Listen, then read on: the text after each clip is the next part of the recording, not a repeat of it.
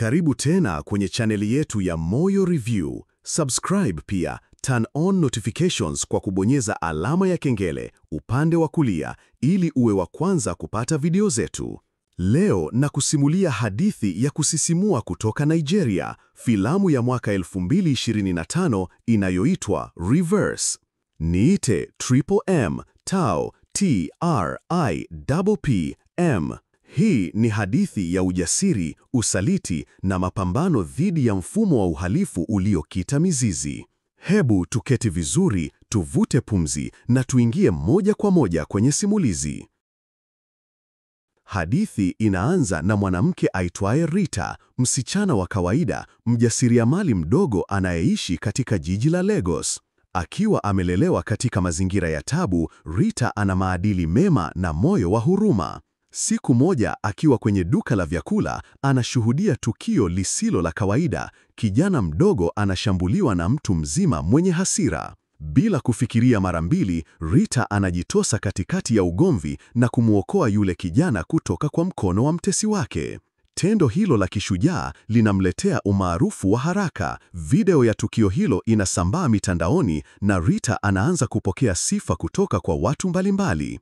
Watu wanamwona kama shujaa wa kisasa, mfano wa ujasiri katika jamii. Lakini kwa upande mwingine wa mtaa, kuna macho yanamwangalia kwa hofu, macho ya watu waliotishika na kile alichofanya.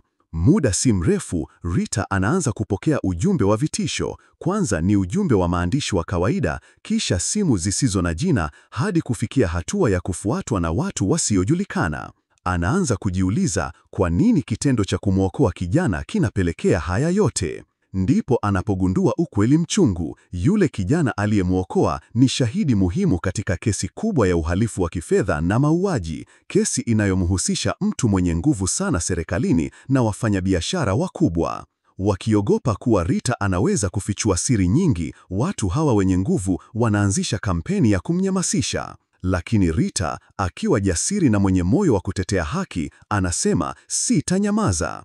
Anamtumia rafiki yake wa karibu Femi, mwanahabari mtafiti, kumsaidia kuchunguza zaidi. Wawili hawa wanaanza safari ya hatari, wakifukua siri za mtandao mkubwa wa uhalifu. Wanagundua kuwa baadhi ya maafisa wa serikali, polisi na watu mashuhuri wameunganishwa kwenye mfumo wa kifisadi unaofunika uhalifu mkubwa, biashara ya silaha, ulanguzi wa dawa za kulevya na hata mauaji ya wanaharakati waliopinga mfumo huo. Hofu inazidi kuongezeka. Rita anavamiwa usiku mmoja, lakini kwa bahati anafanikiwa kutoroka. Femi naye anatekwa kwa muda fupi, akiteswa na kuulizwa kuhusu Rita. Wanapogundua kuwa hawana pa kukimbilia, wanatafuta msaada kutoka kwa mwanasheria mchanga wa haki za binadamu, Adaku, ambaye anakubali kuwasaidia kwa masharti kwamba kila hatua wairekodi na kuithibitisha kwa usahihi wa kweli. Wanapata faili la siri kutoka kwa mfanyakazi wa ndani wa kampuni moja kubwa, faili linaloonyesha malipo ya kifisadi, mauzo haramu za silaha na orodha ya watu waliohusika kwenye vifo vya waandishi wa habari.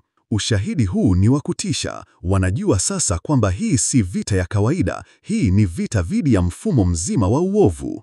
Rita, Femi na Adaku wanaamua kutoa taarifa hiyo kwa umma kupitia mkutano wa waandishi wa habari. Lakini kabla ya siku ya mkutano, wanagundua kuwa wamewekewa mtego. Adaku anashambuliwa, Femi anatishikwa kwa kutumia familia yake, na Rita analazimika kuacha nyumba yake na kwenda mafichoni. Licha ya changamoto hizo zote, Rita anasimama kidete. Anatumia nguvu ya mitandao ya kijamii, akitumia video ya moja kwa moja kufichua baadhi ya nyaraka za ushahidi. Video hiyo inasambaa haraka kama moto porini. Wananchi wanaamka, mashirika ya haki za binadamu ya kimataifa yanaingilia kati, serikali inalazimika kuanzisha uchunguzi rasmi.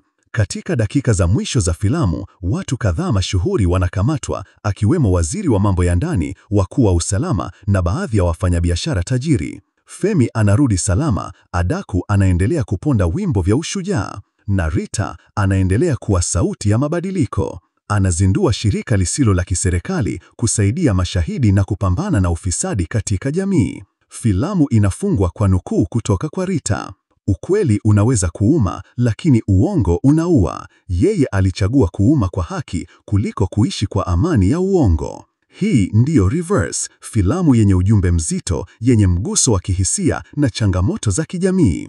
Filamu inatufundisha kuwa hata mtu mmoja mwenye ujasiri anaweza kuanzisha mlolongo wa mabadiliko makubwa. Kama umefurahia simulizi hii, usisahau kulike, kusubscribe na kuwasha notification kengele upande wa kulia ili usikose video zetu zijazo. Hii ni MOIO Review, mahali pa hadithi zenye mguso wa moyo.